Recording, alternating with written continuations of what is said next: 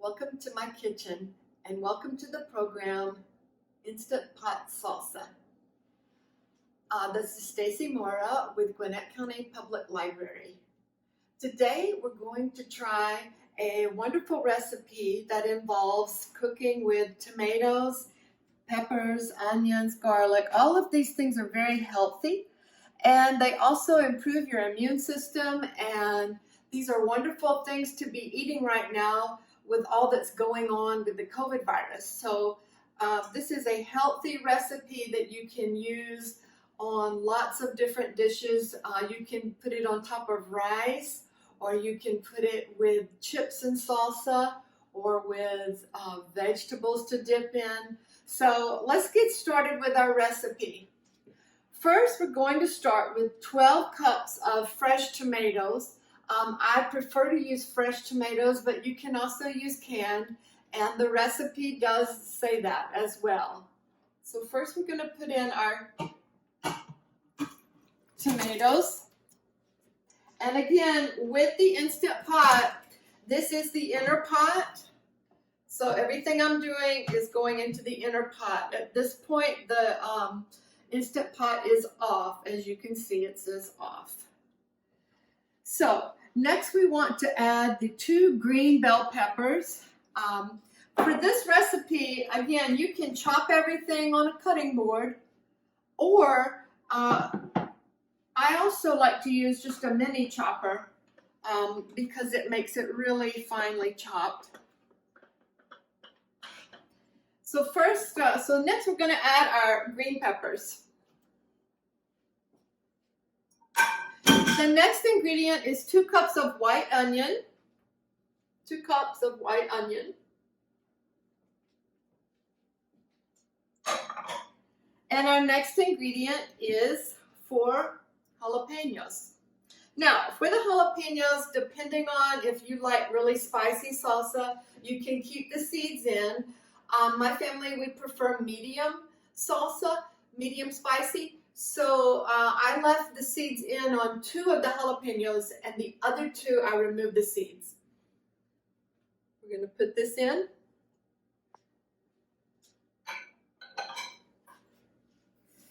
And next we're going to add 2 6-ounce cans of tomato paste.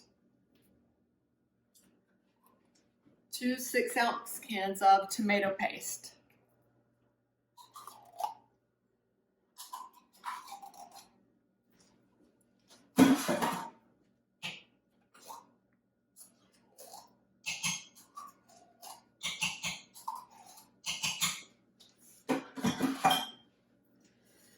The next ingredient is a 1/2 cup of vinegar.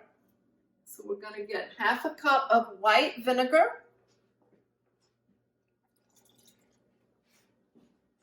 Pour that in. Next we add the 3 tablespoons of brown sugar. 3 tablespoons brown sugar going in.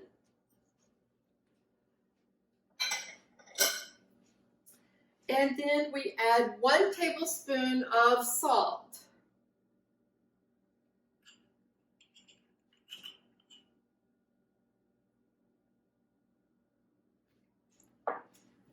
Now we come to the 8 cloves of garlic. This is a great little gadget that I use to mince the garlic. I'm adding the minced kind of garlic. You could chop it. Either way is fine. But I used a garlic press to mince the garlic. So we're putting in 8 cloves of garlic. My husband's from Brazil, so we eat a lot of garlic.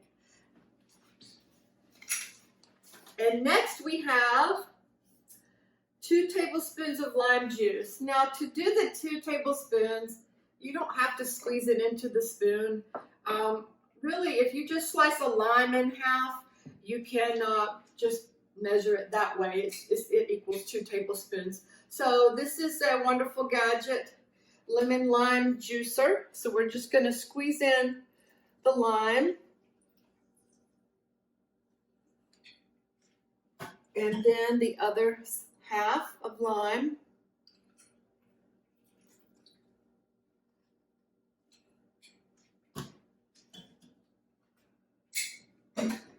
And last but not least is the 2 tablespoons of the cayenne pepper. Again, this is for spiciness. If you don't like it spicy, you don't have to add this. This is optional.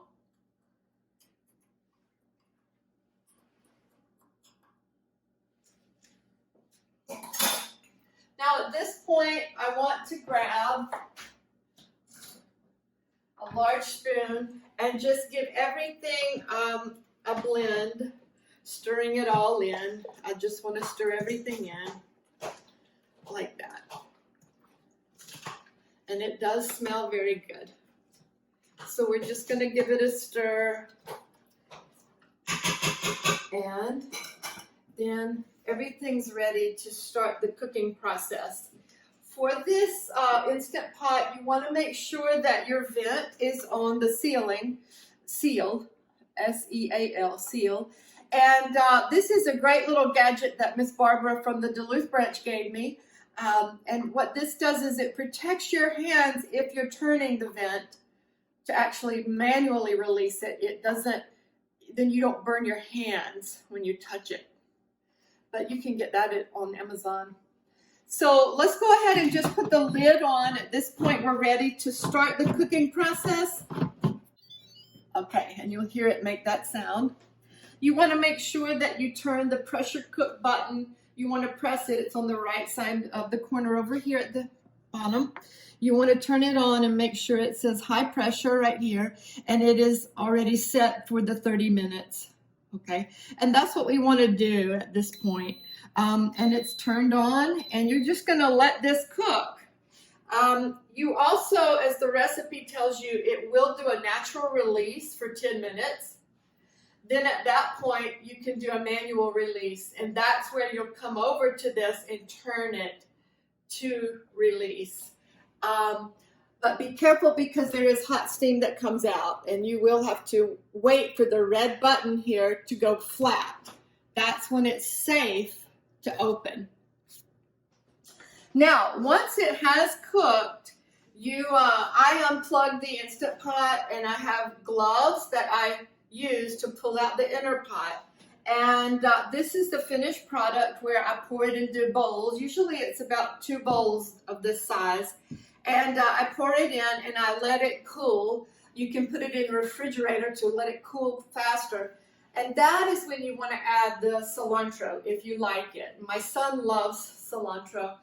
I love it too, but not everybody does. So the recipe calls for 4 tablespoons of the fresh cilantro that you can chop and add it. So the next part of what we'll do is I'm going to just show you how I put these in containers. Glass jars are great. You can put the date at the top and put these in the refrigerator. These usually last about 3 weeks. You can also freeze them. You can put them in Rubbermaid plastic and you can freeze this salsa. Another thing I'd like to show you are some really wonderful books from Gwinnett County Public Library that involve the Instant Pot. This is the first cookbook I used with the Instant Pot. I got this for Christmas this year. And this has wonderful recipes and very easy directions. And we also have the Instant Pot in Spanish version at the Gwinnett County Public Library. And then another favorite book of mine when cooking salsa or any kind of Mexican dishes is the Patty Henich. She's on PBS, and she has a cooking show. She's originally from Mexico, but she lives in the United States now with her family. And this cookbook has wonderful recipes for lots of Mexican-style dishes.